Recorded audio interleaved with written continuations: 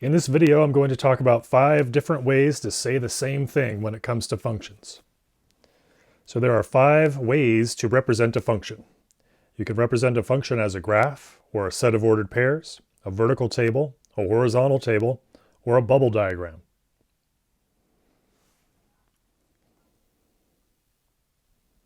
As a first example, let's consider the function f from the reals to the reals given by the rule f of x equals x squared. Now this is the good old f of x equals x squared that you are already used to from previous classes. So it looks something like this.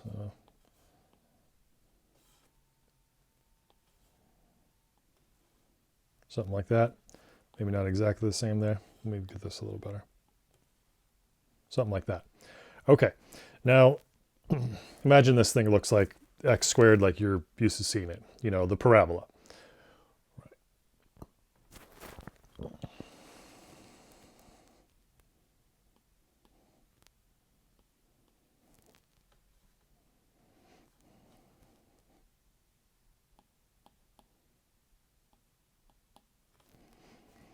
Okay, now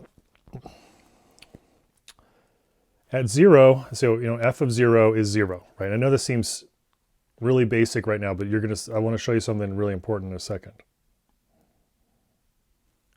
1 goes to 1. Negative 1 goes to 1. 2 goes to 4. Negative 2 goes to 4.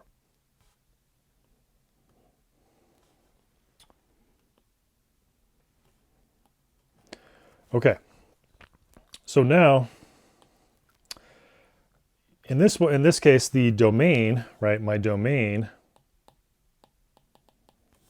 the set of all inputs.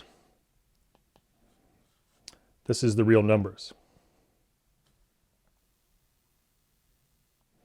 and my target, which is the same thing as the codomain. 2 words for the same thing. The target, the set of all possible outputs. Not all outputs, but all of the possible outputs. This is also the real numbers. So now what happens if we change our domain and our target?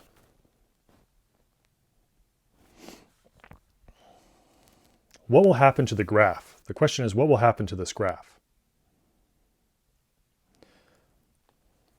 So I'm going to make my domain equal to the numbers.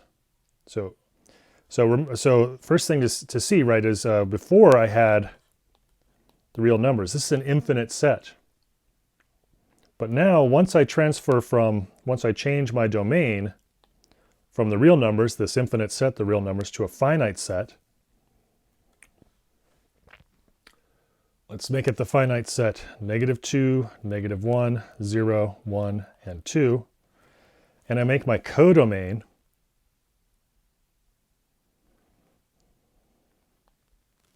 into the finite set 0, 1, 2, 3, 4.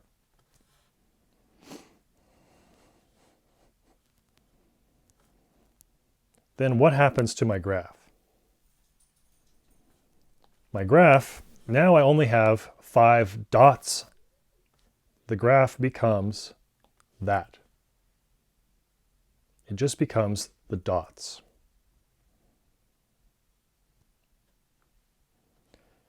So now let's think about different ways to represent this function.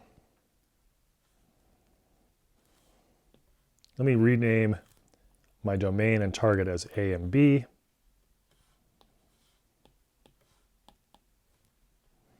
And the official definition of this would be f is a function from A to B, f of x equals x squared.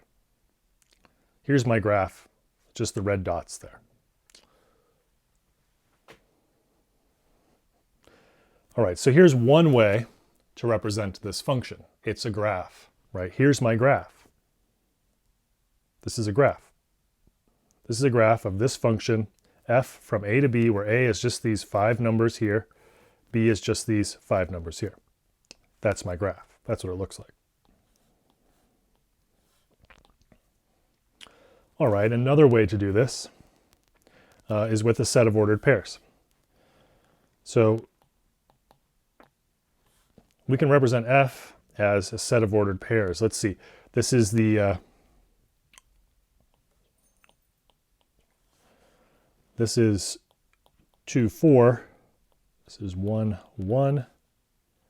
That's 0, 0 there. The origin, as you know, got -1, 1, and -2, 4. So another way to represent this would be as a set of ordered pairs. Remember, order in a set doesn't matter. So I can really put these in any order. I'll just do 0, 0. Let's do 1, 1, -1, 1, 2, 4, -2, 4. Okay, there's another way to represent the same information. Okay, let's say we have this. How can we represent this?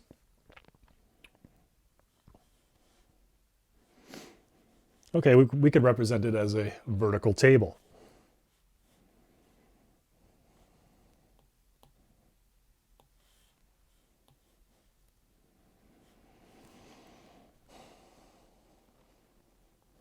Let's write it like this. Let's write it as, let's say, x, f of x.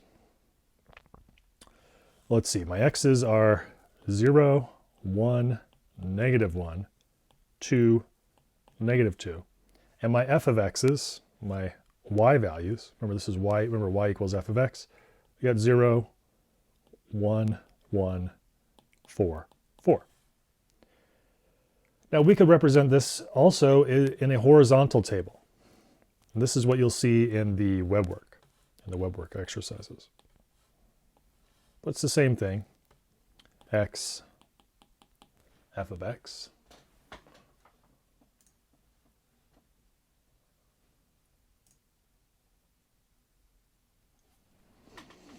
Okay, 0, 1, -1, 2, -2.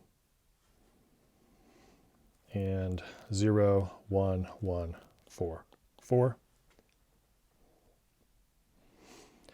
And we can represent all of this information with a bubble diagram. You saw these in the Zybook. 0, 1, -1, 2, -2, 0, 1, 2, 3, 4. 0 goes over to 0. 1 goes to 1, -1 goes to 1, 2 goes to 4, -2 goes to 4. That's a bubble diagram. Sometimes you might see it like this, F, A, B, to indicate all the information. But there's 5 different ways to represent the same function.